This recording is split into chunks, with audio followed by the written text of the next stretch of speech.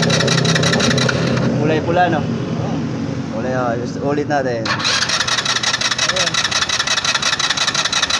Maliit na pula. Nagkulay puti. Puti. Kanina, Pula. pula.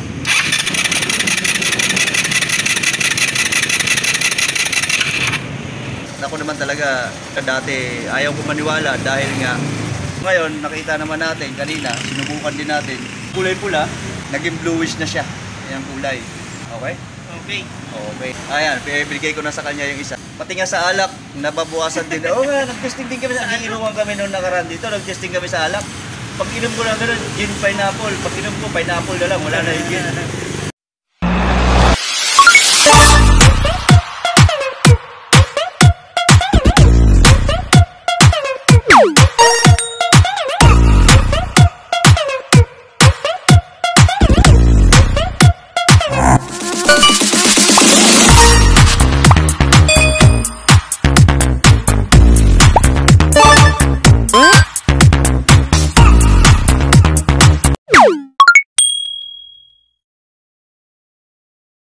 Okay mga kapatid, magandang araw. Magde-demo tayo ngayon sa kapatid natin kay Errol. Ang ating i-demo sa kanya ay ang ating power pot tuner. Ayan, power pots. Ito ang version 2. Ito yung version 1. Pero kailangan kasi pag version 1, dalawang ganito ang gagamitin natin, ano? So ngayon kasi ang gagamitin natin sa kanya itong version 2. Kasi wala na akong extra nitong version 1. So malalaman natin yan sa kanya, yung kuryente, you know? O papaniwalain natin. Ano ba masasabi mo dyan? Halimbawa, Ito, hindi ko nga rin may imagine kung paano lalakas ang kuryente nito. sa power tuner. Kaya angat mo ng gano'n. Ayan, pakita mo dito. Ayan. Oh. Power patch tuner. Power patch tuner. Ayan. I-demo natin sa kanya. Tapos, i-check din natin dito sa kanyang motor. Yung kanyang RPM ngayon ay nasa 1,000 RPM. So, eksakto.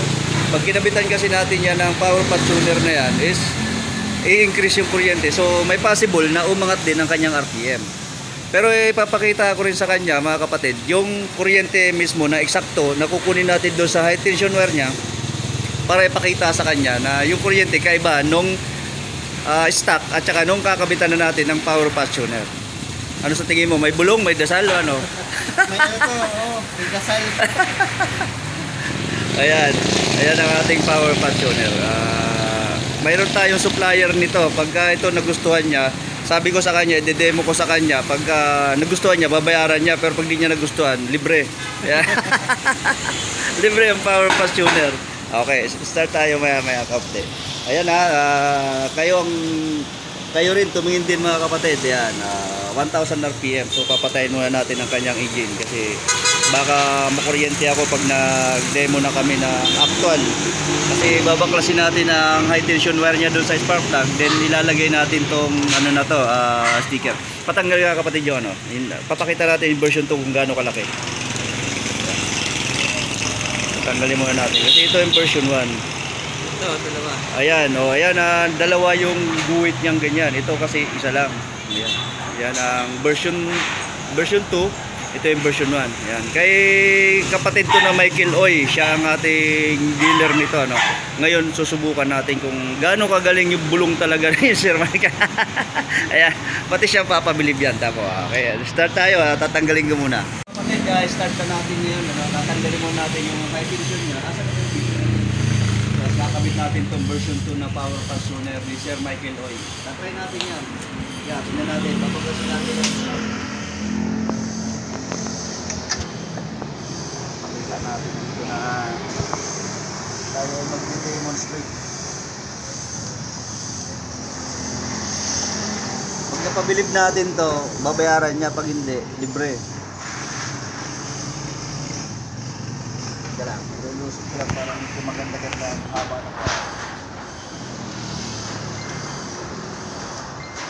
Okay. Tingnan mo ha. Tingnan mo ang kuryente yung kaibahan ha. Lapit mo yung camera pag ano, pagka pati ikaw tingnan mo din ha. Para masatisfy ka sa kuryente. Okay, check natin ang kita naman no. Kulay pula. Kulay pula no. Ulit natin. maliit na pula. Lagyan natin, stop mo muna.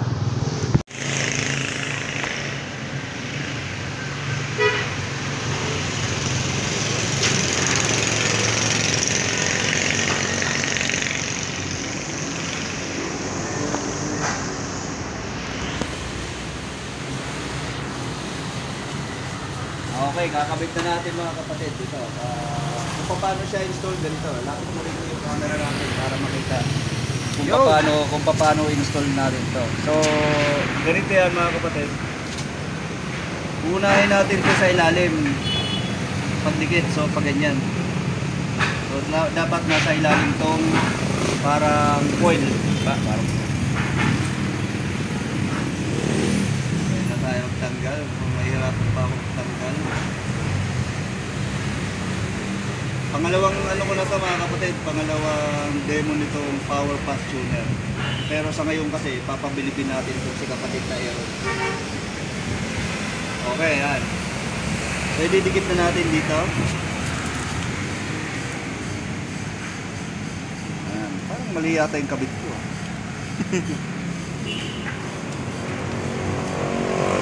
Tapos lalagyan na lang natin ito ng electrical tape para dumikit ng maganda. Ayaw abutin yung ano eh.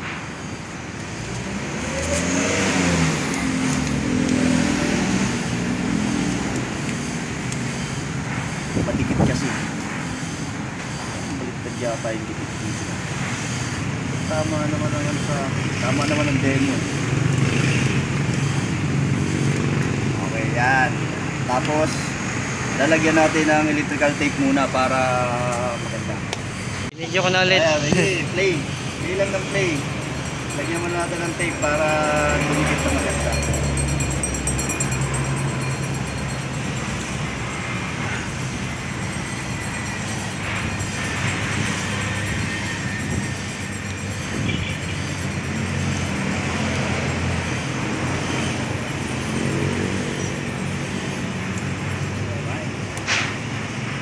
Testing natin yan yung kuryente naman. Tingnan natin kung magiging iba na.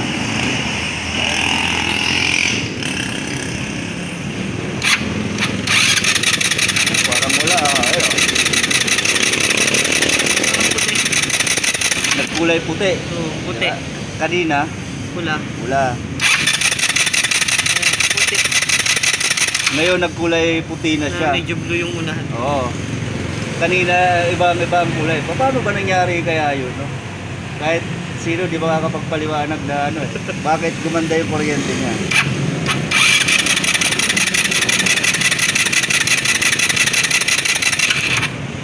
Puti na medyo blue. Oo.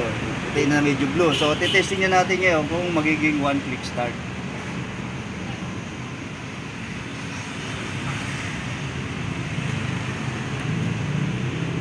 Epektibo kaya? Testing. Okay, check mo dun sa ano, check natin.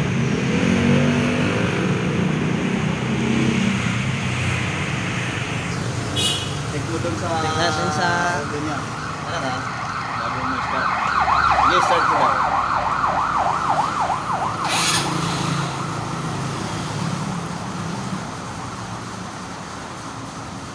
Maintain na yung kuryente niya.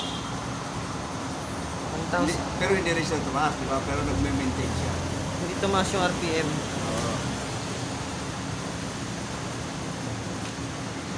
Bakit kaya lumakas yun? Dagdagan pa natin kaya ng isa para lumakas.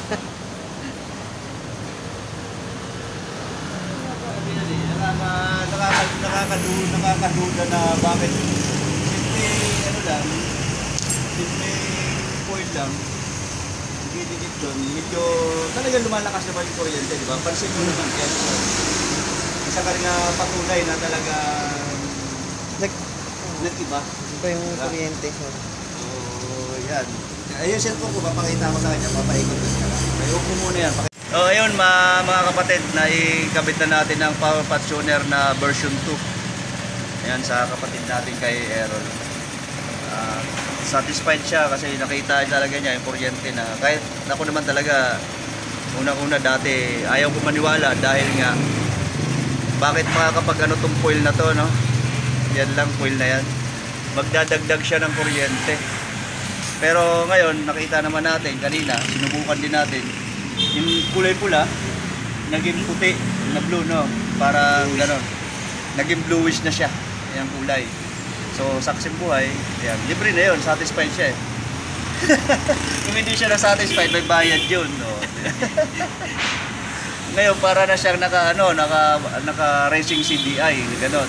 Hindi ka na magdagdag ng pampalakas ng kuryente. Ito na lang, ibabalot mo lang, is okay na, epektibo na, no? Ang ating power pass tuner. Okay? Okay. Okay. Ito sa kanya. Okay, maraming salamat sa inyo mga kapatid.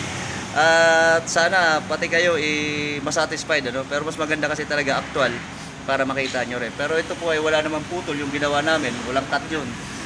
Kaya tuloy-tuloy yun. Kaya kitang-kita nyo kung ano nangyari. So, kahit sa kapatid, gusto mo sa'yo na to, ilagay mo sa ano mo. Sa electric fan. Electric fan? Try mo. Ayan, binigay ko na sa kanya yung isa. Kakabit niya sa electric fan. Pwede rin yan pampalakas ng ng kuryente sa ikot. Tapos pampabawas pa yan ng kuryente sa sa konsumo. Oh, totoo daw yan. Pati nga sa alak, nababawasan din. Oo nga, nag-testing din kami. Inuman kami noong nakaraan dito, nag-testing kami sa alak. Pag inom ko lang gano'n, gin pineapple. Pag inom ko, pineapple na lang, wala na yung gin. Oh, gano'n siya ka-epektibo. Sakto, kailangan ko yun para malagalang. Pang ladies drink pala ang gusto.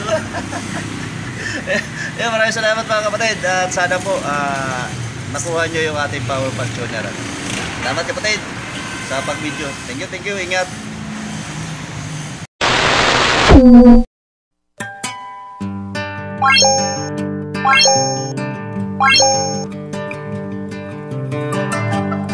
you.